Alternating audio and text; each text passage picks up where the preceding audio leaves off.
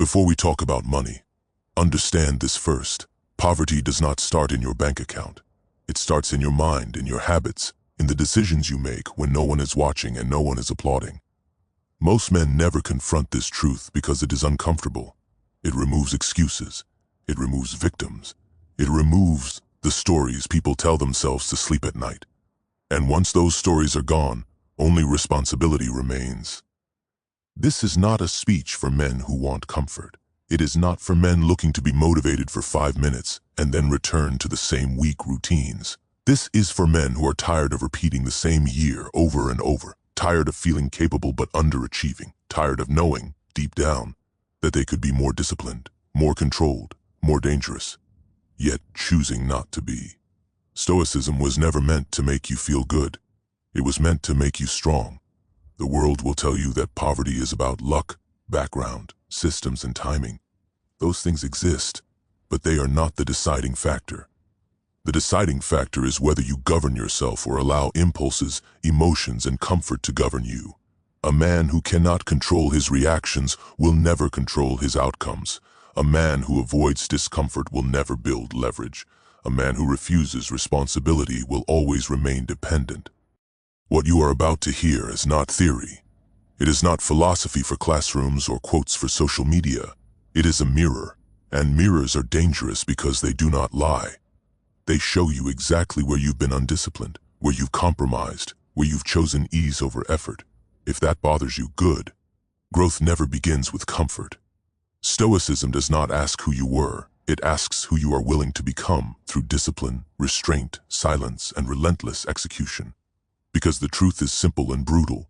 The same habits that make a man strong make him wealthy, and the same habits that keep a man weak keep him poor.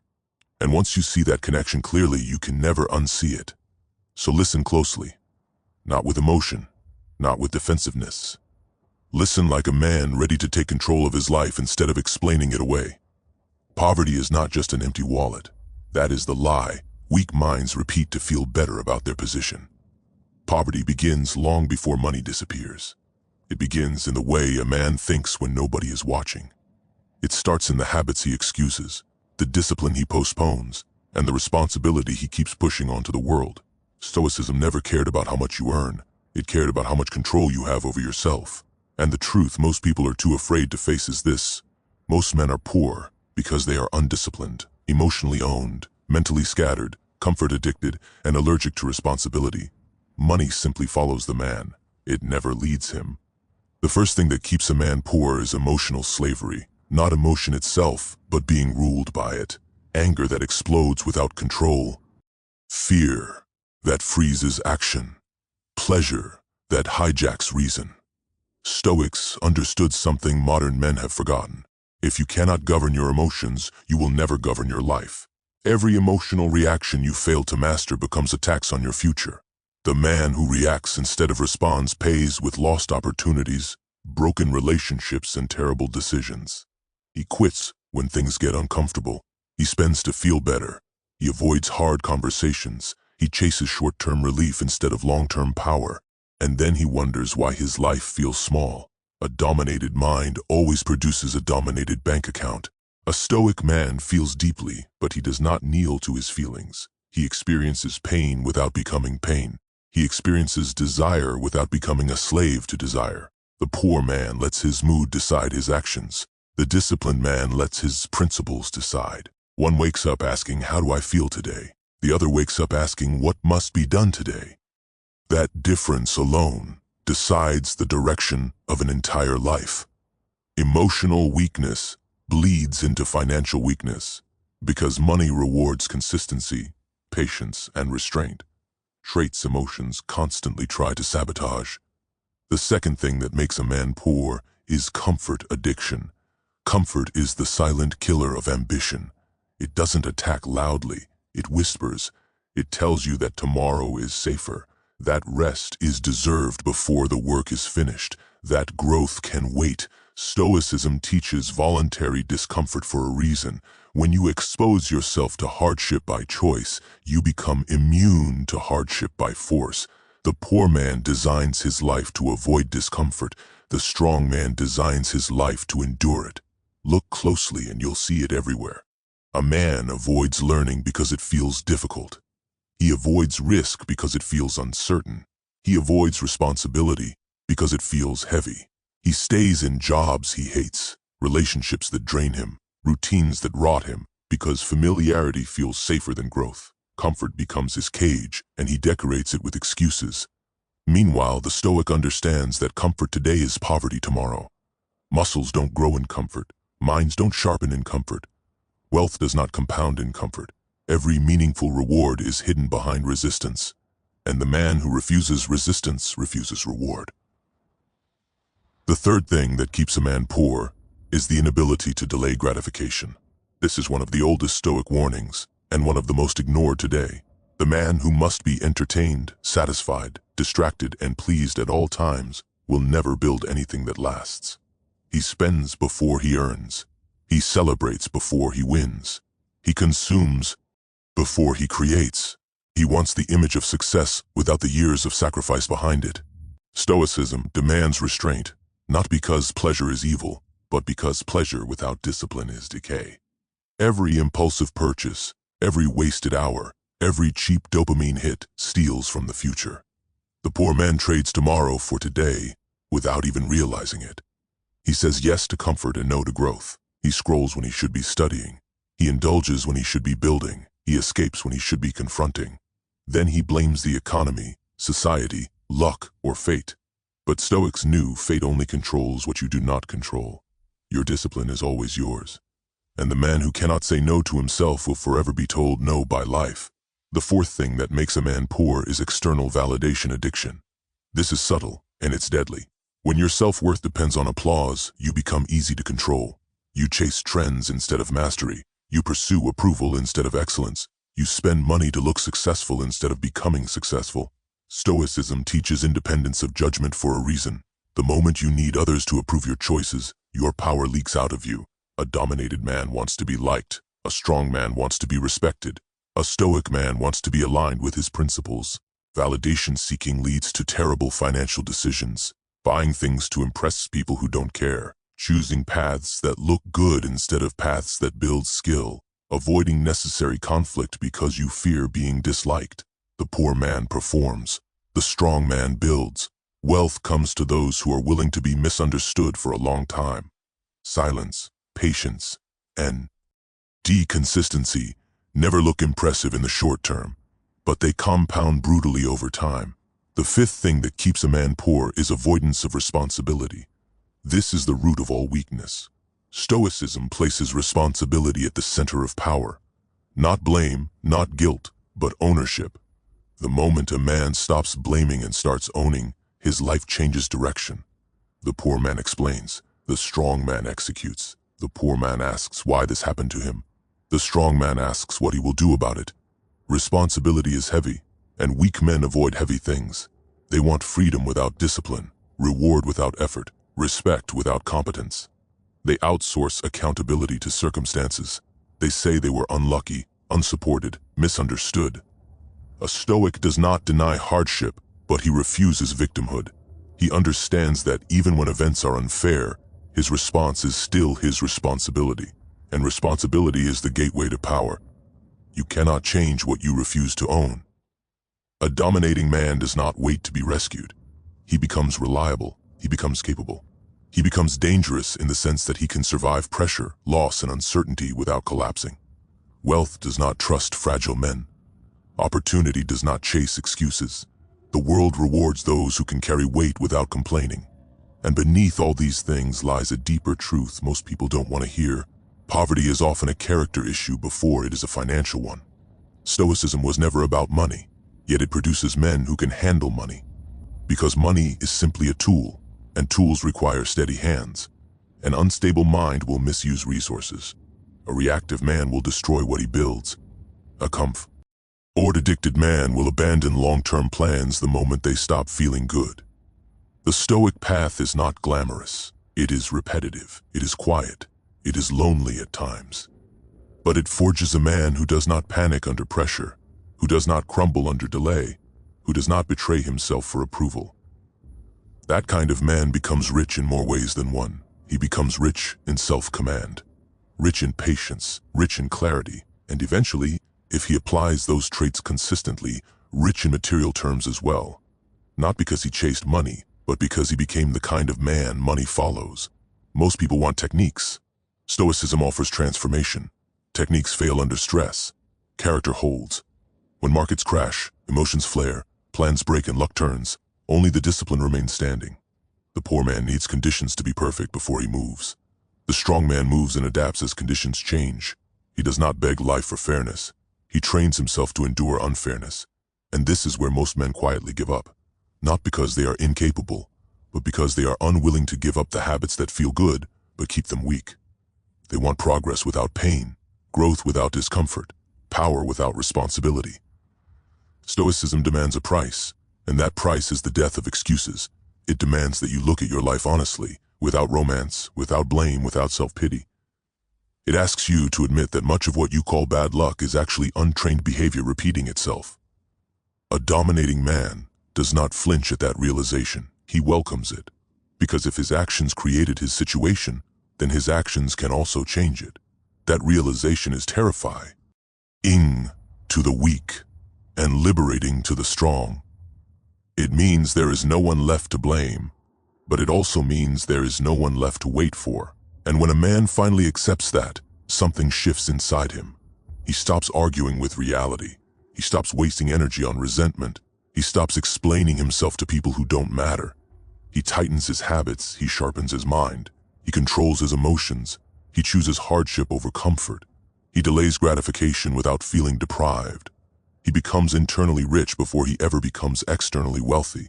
That process does not announce itself. There is no applause when a man wakes up early to train his body and mind, no audience when he studies while others sleep, no reward at first for saying no to impulses that feel good in the moment. But every small act of discipline deposits something invisible into his future. And while others complain about being stuck, he is quietly compounding. Poverty screams. Power whispers. The stoic man does not need to prove himself. He prepares himself. He knows that time exposes everyone. The undisciplined are exposed by delay. The emotional are exposed by pressure. The comfort-seeking are exposed by adversity. But the man who has trained himself to endure, to wait, to act without applause, to take responsibility even when it hurts, he moves differently through the world. He does not rush. He does not beg. He does not panic. He understands that wealth is not seized in a moment but earned through alignment between thought, action, and principle. And once that alignment is forged, it becomes very difficult for life to keep such a man poor. Because even when money is taken from him, habits that create money remain intact. And he knows that as long as those habits live, loss is temporary and rebuilding is inevitable. So he keeps walking forward, steady, controlled, unshaken, knowing that what truly ruined most men was never lack of opportunity, but lack of discipline, lack of restraint, lack of responsibility. And as he continues down this path, stripping away weakness layer by layer, he begins to see that the world responds differently to a man who no longer negotiates with his lower self, who no longer waits for motivation, who no longer confuses feelings with truth. And in that space between what he wants and what he is willing to endure, his life begins to reshape itself in ways that only those who stay the course long enough ever get to witness. Because once a man understands that strength is not loud and discipline is not dramatic, he stops chasing moments and starts building momentum. He realizes that the world does not reward intention, only execution repeated over time. He stops romanticizing struggle and starts respecting process. There is a brutal honesty that comes with stoicism that most men avoid their entire lives. It forces you to look at the mirror without flinching. No filters, no excuses, just facts. And facts don't care how you feel about them. A poor man argues with reality. A powerful man studies it. He sees patterns where others see chaos. He notices that the same men keep winning, not because they are lucky, but because they are consistent. He notices that most people fail in predictable ways. They quit early, they get emotional, they chase shortcuts, they wait for permission. And once you see these patterns clearly, and no longer unsee them. You start to recognize weakness, not as something to mock, but as something to avoid becoming. Stoicism does not teach hatred for weak men. It teaches distance from weakness. There is a difference. You don't need to dominate others loudly. You dominate by becoming unshakable, by becoming the man who does not fold when pressure rises, by becoming the man who can sit in silence while others panic. That kind of presence alone changes rooms, and money, power, and opportunity are always drawn towards stability. Chaos repels wealth. Order attracts it. Most men live in internal chaos. Their sleep is broken. Their mind is cluttered. Their routines are inconsistent. Their word means nothing, even to themselves. They promise and break, plan and abandon, start and quit.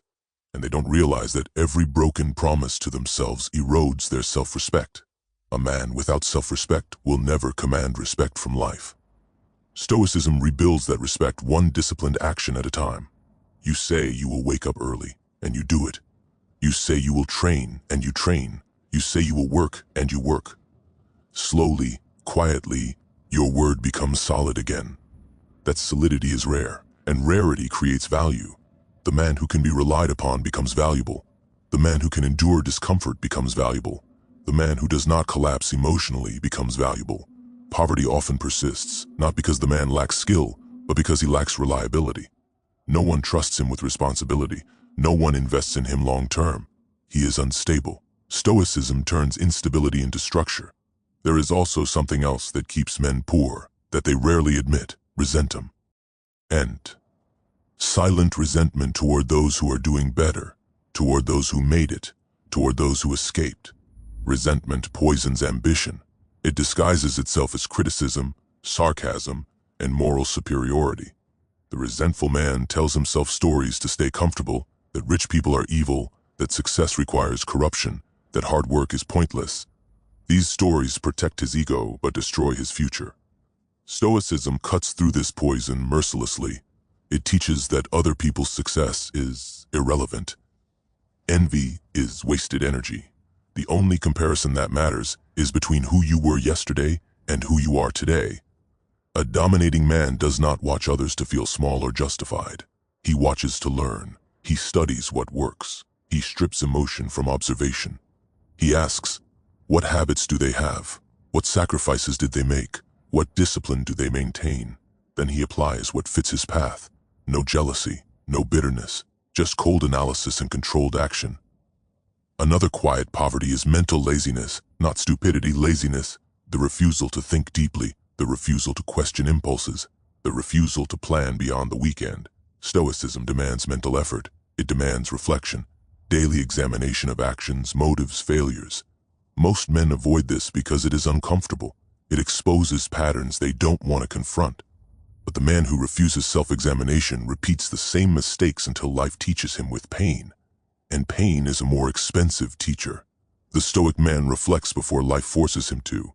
He audits his thoughts. He notices where he lies to himself. He notices where he rationalizes weakness. And instead of attacking himself emotionally, he corrects himself practically. That is power. Emotional self-flagellation does nothing. Calm correction changes everything. And let's speak plainly, distraction is a modern form of poverty. Attention is currency. Where your attention goes, your life follows. The poor man's attention is everywhere and nowhere.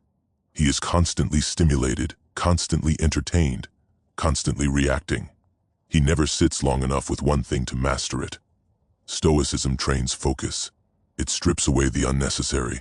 It teaches you to do fewer things better. Mastery creates leverage. Leverage creates wealth. A dominating man does not need to know everything. He needs to know what matters and ignore the rest. He understands that every yes costs a no. Every distraction steals from depth. He chooses boredom over cheap stimulation because boredom forces clarity. In boredom, the mind sharpens.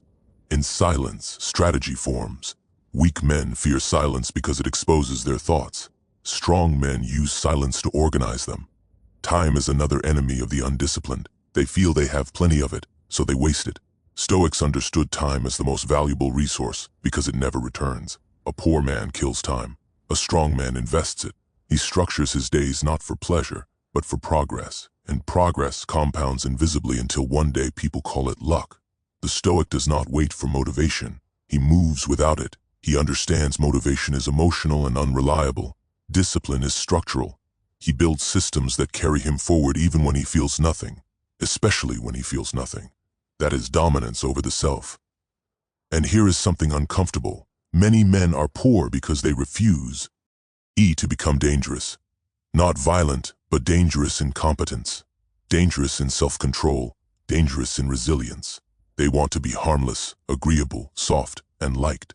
Stoicism does not teach softness. It teaches restraint over strength. A sword sheathed, not a stick pretending to be peaceful. A man who cannot survive pressure is a liability. A man who cannot say no is exploitable. A man who cannot endure loss without spiraling is unreliable. Stoicism hardens the core while keeping the surface calm. That is why Stoic men have always been trusted with leadership, resources, and responsibility. They do not crumble when things go wrong, and things will go wrong. That is guaranteed. Stoicism does not promise comfort. It promises preparedness. The poor man is shocked by hardship. The Stoic expects it. He plans for it. When difficulty arrives, he is not offended. He adjusts. That mindset alone keeps him moving while others freeze. Another silent reason men stay poor is that they talk too much and do too little. They announce plans instead of executing them. They seek validation for intentions. Stoicism values silence because silence protects momentum. When you stop talking, you stop leaking energy. You stop inviting opinions. You stop creating pressure to perform for others instead of for results. A dominating man lets results speak. He does not need to explain his grind. He does not need to broadcast his sacrifice. He understands that the work does not care who knows about it. And over time, those results create authority without noise. There is also the issue of tolerance for boredom and repetition. Wealth is built on boring actions done consistently. Weak men crave novelty. They switch paths constantly. New ideas excite them more than execution. Stoicism trains endurance of monotony. You show up even when nothing feels new. You repeat fundamentals even when they feel dull. That is where separation happens. The man who stays when it's boring will outperform the man who leaves when it stops being exciting. Always. Stoicism makes peace with repetition. It teaches that greatness is not dramatic, it is deliberate. And somewhere along this path, the Stoic man stops seeing poverty as something imposed on him and starts seeing it as something he either tolerates or eliminates. He stops begging life to be easier and starts becoming harder. He understands that resilience is not something you talk about, it is something you train. He also stops fearing solitude. Solitude is where weak habits die. Most men fear being alone with their thoughts, so they drown them out. The Stoic uses solitude as a forge. He isolates not to escape the world, but to sharpen himself for it. That ability to stand alone without losing direction is rare, and rarity creates leverage again. And while others chase pleasure, he builds capacity. While others complain, he adjusts. While others wait, he moves. Not rushed, not frantic, controlled, measured, persistent, and slowly, almost imperceptibly, his life begins to diverge from the crowd. Different routines, different priorities, different standards. Standards are everything. A man's standards determine his actions, and his actions determine his outcomes. Poverty often survives because standards are low. Low standards for effort, low standards for discipline, low standards for integrity. Stoicism raises standards internally, not for show, but for alignment. You do what you said you would do because you said you would do it. No audience required. And once that internal order is established, external order follows. Opportunities begin to appear, not because the world changed, but because the man is finally capable of handling them. Responsibility no longer feels like a burden. It feels like confirmation of growth. He understands now that domination is not about overpowering others. It is about mastery of self. The man who can master himself can master circumstances. The man who can master circumstances eventually masters outcomes. And the man who masters outcomes does not stay poor for long, unless he chooses to. So he keeps walking, he keeps refining, he keeps shedding weakness, without hatred, without drama. He does not rush the process. He trusts it. He knows that every disciplined day is a brick laid in silence. And while others are busy talking about why life is unfair, he is quietly building something that cannot be taken from him easily, something rooted not in luck or noise, but in hardened habits, controlled emotions, delayed gratification, unshakable responsibility, and a stoic acceptance that this path is not meant to be easy. It is meant to be effective, and as he continues forward, deeper into this discipline, deeper into this self-command, he realizes that what once felt like sacrifice now feels like freedom. Because the man who can control himself is no longer controlled by circumstances, trends, opinions, or fear, and that realization changes the way he walks, the way he speaks, the way he chooses, and the way he prepares for what comes next. And as that realization settles in, it strips away another illusion most men cling to, the illusion that life owes them clarity before action. It doesn't. Clarity is built by movement, not waiting. The poor man waits until he feels ready. The strong man moves while uncertain and adjusts along the way. Stoicism trains you to act without emotional certainty. You don't need confidence to begin. Confidence is a byproduct of doing difficult things repeatedly and surviving them. Most men never develop this muscle. They want guarantees, they want safety nets, they want reassurance that the path will work before they commit. And because life offers no such promises, they stay frozen. Frozen men don't build. Frozen men don't earn. Frozen men don't grow. Stoicism teaches acceptance of uncertainty. You accept that outcomes are not fully in your control, but effort is. And once you focus only on what you can control, anxiety loses its grip. An anxious man cannot accumulate wealth. Anxiety fractures focus. It creates urgency without direction. The stoic man still feels pressure, but he does not let it scatter him. He slows down when others rush. He thinks when others react. He understands that panic is expensive. Every rush decision costs something later. Calm is not weakness, it is tactical superiority. Another quiet poverty is the inability to sit with failure without collapsing into identity. Weak men fail and conclude they are failures. Strong men fail and conclude the method failed. Stoicism separates event from identity. You lose money, you are not ruined. You make a mistake, you are not stupid. You experience loss, you are not defeated. This separation is critical. Without it, every setback becomes personal, emotional, and paralyzing. A dominating man absorbs failure without drama. He studies it. He extracts lessons. He returns to the work. No self-pity, no theatrics. Failure becomes feedback, not a verdict. This mindset alone keeps him in the game longer than most, and longevity beats intensity every time. The man who stays in the arena eventually learns what others quit before understanding. There is also the matter of patience. Not passive patience, but active patience. The patience to work without immediate reward. The patience to stay consistent while results lag behind effort. Most men overestimate what they can do in a month and underestimate what they can do in 5 years. Stoicism stretches your time horizon. It trains you to think long-term in a short-term world. The poor man needs fast wins to stay motivated. The strong man commits to long arcs. He understands that meaningful progress is slow, uneven, and often invisible. And because he expects that, he does not panic when progress hides. He keeps executing. This is where domination quietly happens. While others need applause to continue, he needs only alignment with his standards. And let's be honest, many men stay poor because they refuse to let go of old identities.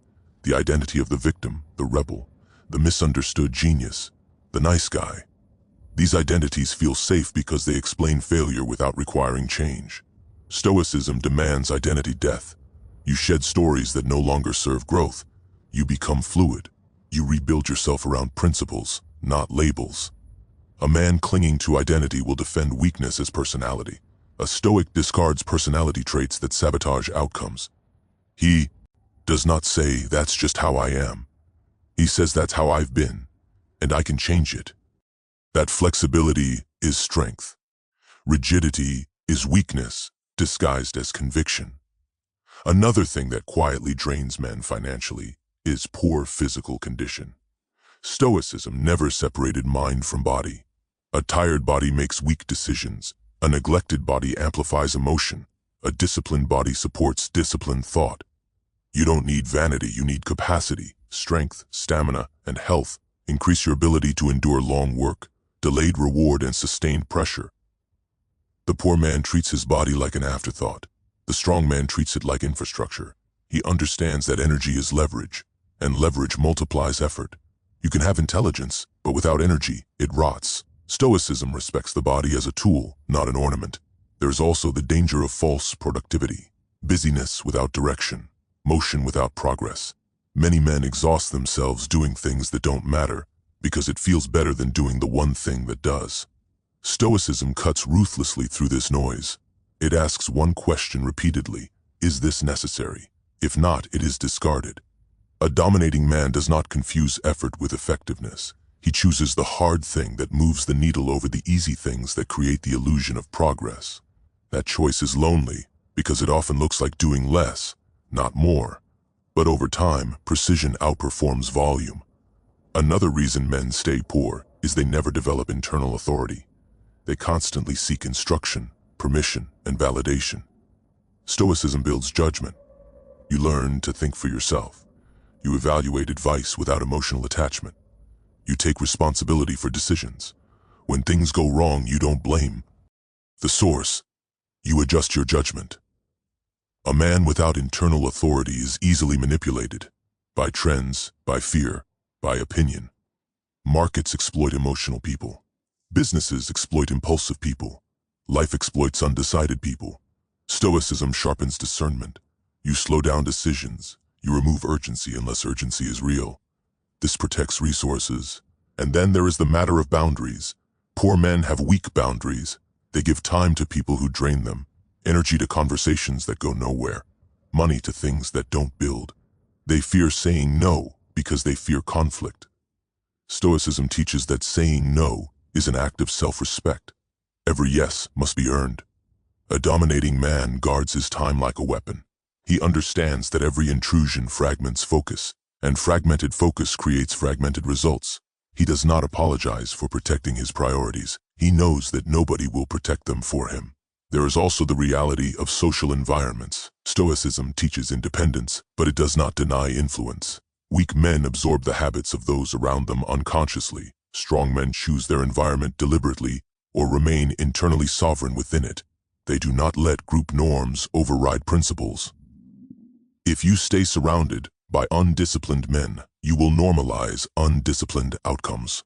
Stoicism trains you to stand firm even when surrounded by mediocrity. You do not need approval to maintain standards. This is harder than it sounds, but it is necessary. Another form of poverty is the constant need to explain yourself. Explaining drains power. It keeps you reactive. Stoic men act and let time justify them. They do not argue with doubters. They let outcomes speak. Arguing is for those without results, and over time the Stoic man becomes heavier, not in body but in presence. His words carry weight because they are backed by consistency. His silence carries weight because it is intentional. People sense reliability. Opportunities gravitate toward it. He also stops fantasizing about escape. Escape fantasies keep men passive. The idea that one break, one deal, one viral moment will save them. Stoicism rejects fantasies. It focuses on construction, brick by brick, day by day, boring, effective. And the more he builds, the less he talks. The less he talks, the more he observes. The more he observes, the clearer his decisions become. This loop compounds. At some point, he notices that temptation has less power over him, not because temptation disappeared, but because discipline grew stronger. Pleasure becomes optional, not necessary. This is freedom. Freedom is not indulgence, freedom is non-dependence. The poor man needs pleasure to cope. The strong man enjoys pleasure without needing it. That difference is everything. Dependence creates leverage for the world over you. Independence creates leverage for you over the world. Stoicism does not promise happiness. It promises stability. And stability is the foundation upon which everything else is built. You cannot stack wealth on chaos. You cannot maintain success on emotional volatility. And as he continues this path, the Stoic man begins to understand something deeply uncomfortable but deeply empowering. No one is coming to save him. And that is not a tragedy. It is liberation. Because if no one is coming, then waiting is pointless, excuses are useless, and actio N becomes inevitable. He stops asking for permission. He stops negotiating with weakness. He stops romanticizing struggle. He simply does the work again and again without expecting praise, without demanding fairness, without needing reassurance, trusting that alignment with discipline will outlast noise, that structure will outlast chaos, that patience will outlast impulse. And as he continues forward, refining his habits, tightening his standards, sharpening his judgment, he moves deeper into a life where poverty no longer has fertile ground to survive, because poverty cannot coexist with sustained self-mastery, and as long as he maintains control over his actions, his emotions, his time, and his responsibilities, he knows that even if everything external is stripped away, the core remains intact, capable, resilient, ready to rebuild, ready to endure, ready to press forward into whatever resistance waits next, without complaint, without hesitation, without turning back, because the man he has become cannot unlearn discipline, cannot unknow responsibility, cannot return to emotional slavery, and that irreversible transformation continues shaping every decision, every sacrifice, every silent victory, carrying him further down a path most men abandon long before they ever understand what it demands. And the further he goes down that path, the more he realizes how rare this level of self-command actually is. Most men talk about discipline the way they talk about dreams, abstract, distant, optional. The Stoic lives it like a law, not because he enjoys suffering, but because he understands consequence. He knows that every undisciplined action today becomes a heavier burden tomorrow. So he pays the price early, willingly, while others postpone it and pay with interest. He stops negotiating with his future self. Weak men constantly promise they'll fix things later. Later becomes years. Years become regret. The Stoic refuses to push responsibility forward. He understands that procrastination is just fear wearing comfortable clothing, fear of effort, fear of failure, fear of discovering limits. And so he moves anyway, even when unsure, especially when unsure. One thing becomes painfully clear to him: most poverty is maintained by avoidance. Avoidance of truth, avoidance of effort, avoidance of discomfort, avoidance of self-accountability. Men don't fall into poverty suddenly. They slide into it quietly by avoiding what they know they should do. Stoicism pulls that avoidance into the light. It removes hiding places. It says, do the hard thing now, or the harder thing later. And the Stoic chooses now. He also learns to separate urgency from importance. The world screams urgency at weak men because they react. Notifications, opinions, crises that don't matter. The Stoic filters ruthlessly. He knows what matters and gives it time. Everything else waits. This alone creates a massive advantage. While others are constantly interrupted, he compounds uninterrupted effort. And with that focus comes depth. Depth of skill, depth of understanding, depth of execution. Depth creates leverage. Shallow effort creates noise. Most men stay poor because they never stay long enough with one thing to become dangerous at it. They jump as soon as discomfort appears. Stoicism teaches you to stay, to endure boredom, to endure slow progress, to endure doubt.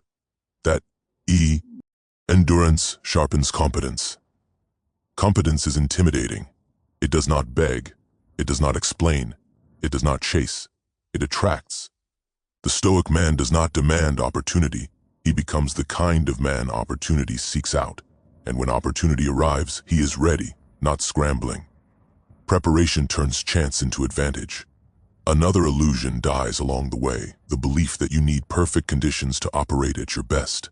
The Stoic learns to perform under imperfect conditions, tired, unmotivated, uncertain, distracted. He trains himself to function anyway. This makes him adaptable, and adaptability is survival. Rigid men break, adaptable men persist. He also stops confusing intensity with progress. He understands that burning out is not a badge of honor. Sustainability wins. Stoicism is not about destruction of the self, it is about refinement. He applies pressure intelligently. He rests deliberately. He recovers with purpose. This balance keeps him in the game long-term, and long-term thinking changes everything. Short-term thinkers trade future strength for present comfort. Long-term thinkers sacrifice comfort for future freedom. The Stoic sees beyond the immediate emotional cost. He measures decisions by impact, not feeling. This allows him to endure what others flee from. He becomes immune to trends, immune to hype, immune to panic. Markets rise and fall.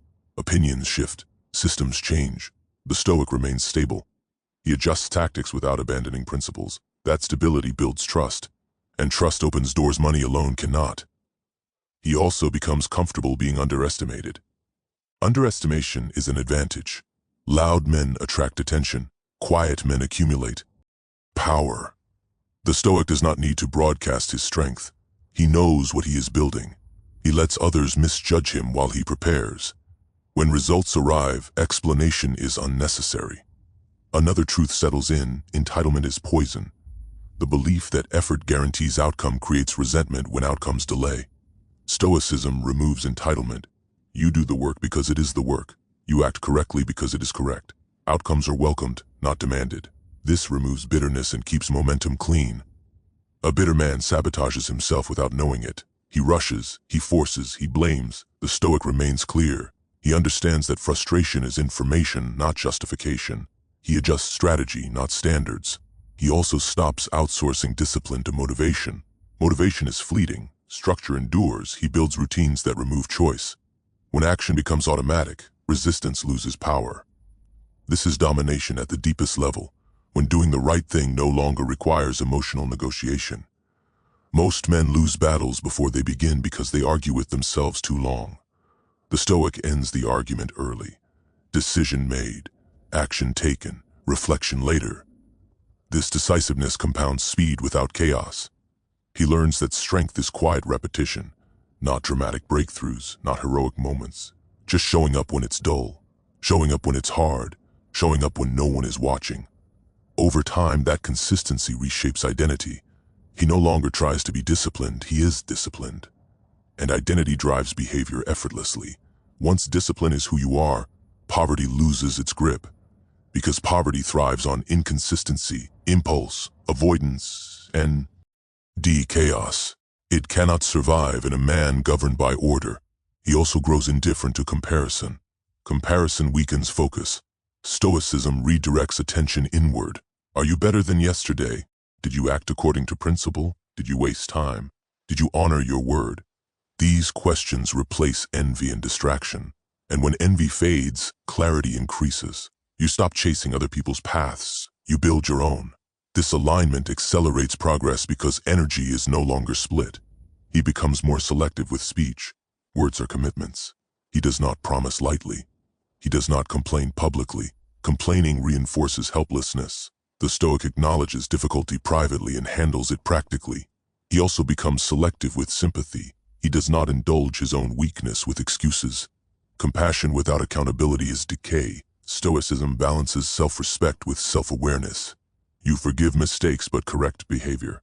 And slowly, the gap widens. The gap between him and the undisciplined.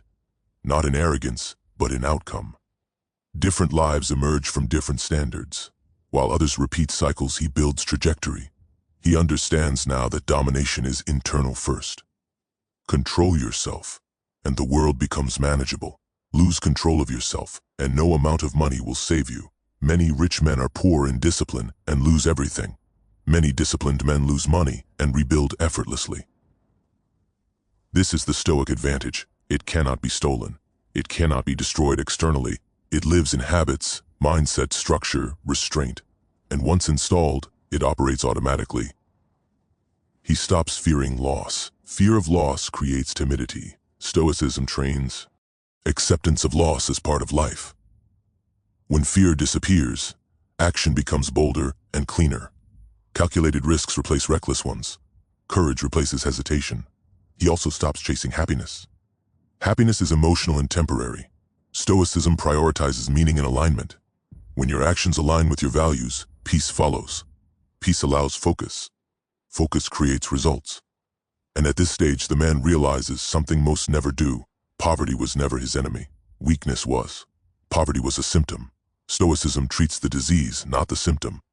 He keeps going. No finish line, no final arrival, just refinement, just discipline, just daily execution.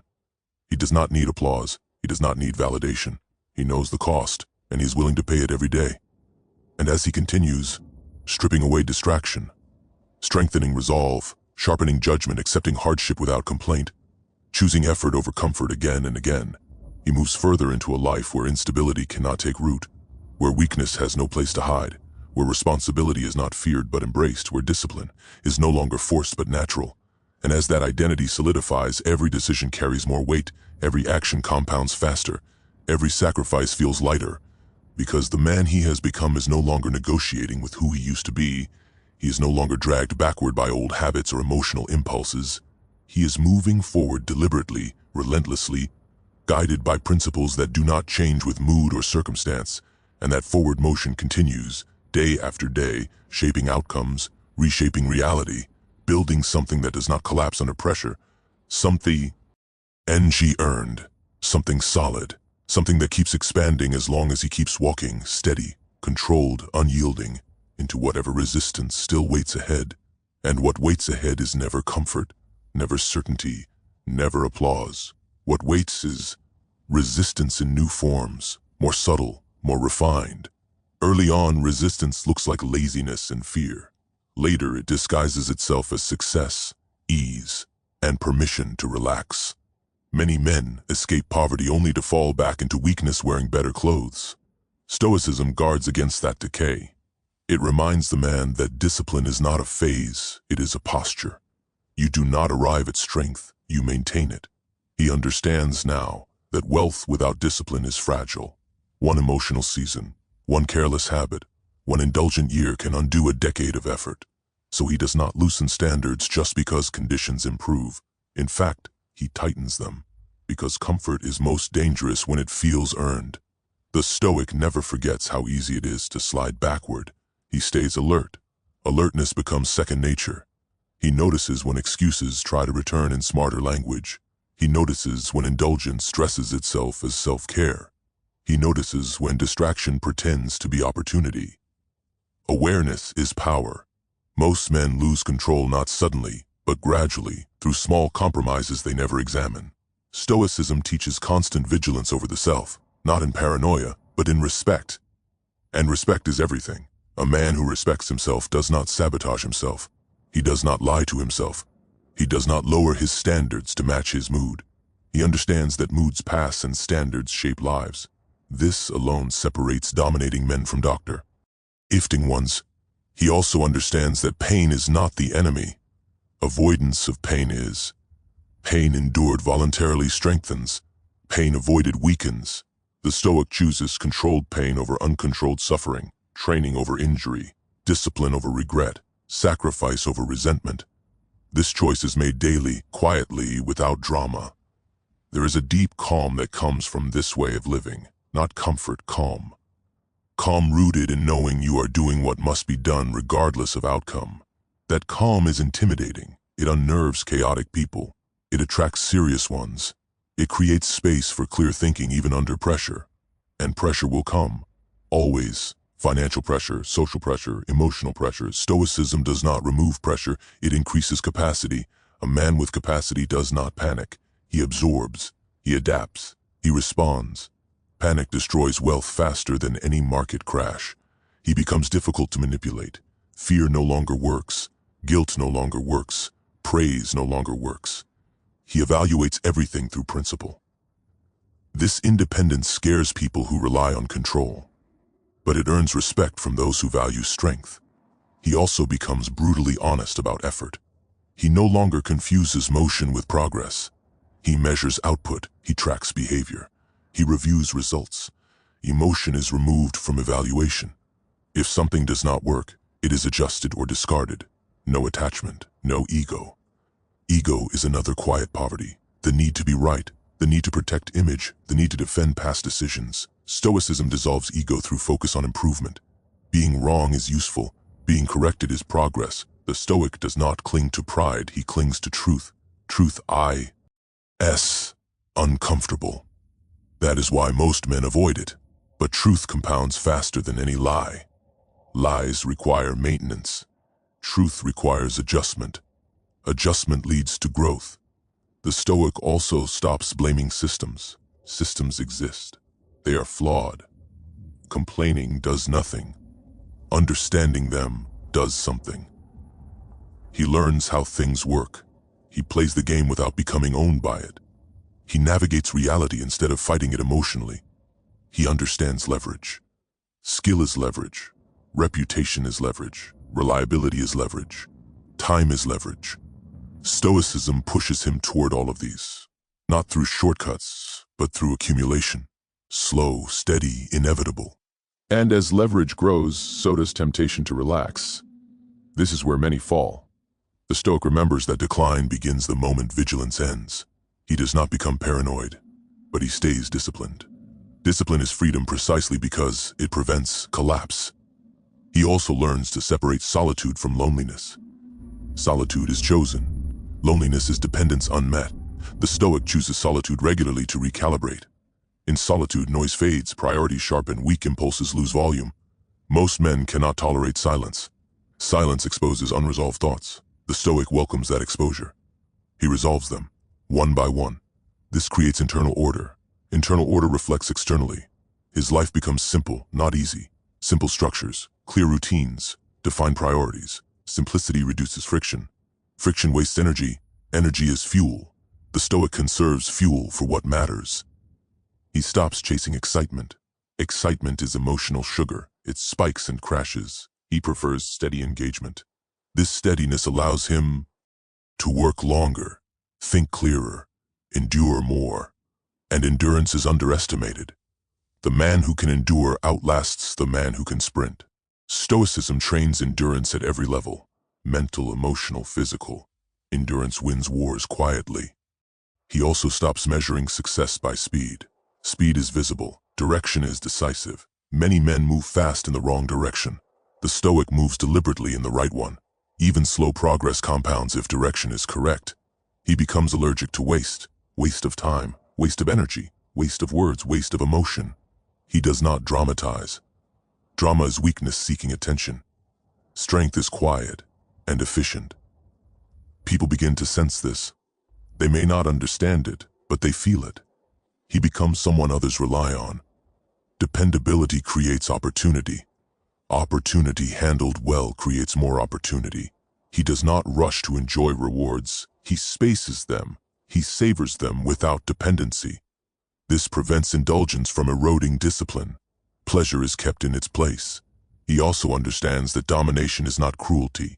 It is clarity, clear standards, clear boundaries, clear action. Cruelty is emotional weakness disguised as power. Stoicism rejects cruelty because it destabilizes judgment.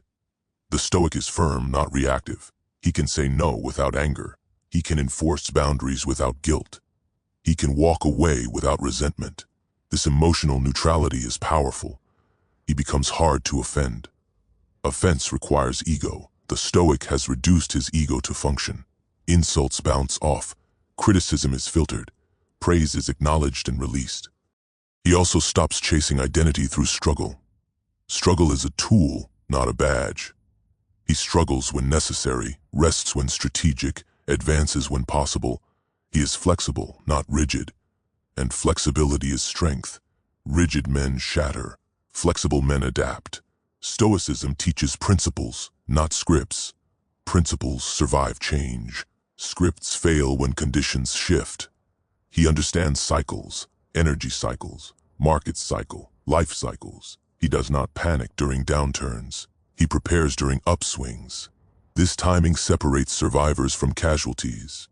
He also stops seeing rest as weakness. Rest is maintenance. Maintenance preserves assets. Burnout destroys them. Stoicism respects limits without surrendering standards. He becomes patient with people but strict with himself. Weak men reverse this, strict with others, lenient with themselves. Stoicism flips it. Compassion outward, discipline inward. This creates authority without hostility. People feel safe around him but do not mistake him for weak. That balance is rare. He also learns that consistency is louder than intensity. Anyone can be intense briefly. Few can be consistent quietly. Stoicism rewards the latter. Days blur together, not because nothing is happening, but because progress is steady. No emotional spikes, no collapses, just movement. And in that movement, poverty loses relevance, not because money magically appears, but because the conditions that create poverty have been eliminated. Chaos replaced by order, impulse replaced by restraint, excuses replaced by execution.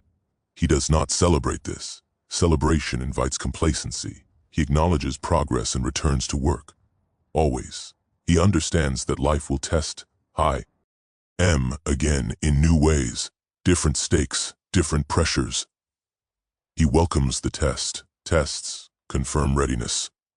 And as he continues, the man no longer asks if this path is worth it. That question belonged to his old self.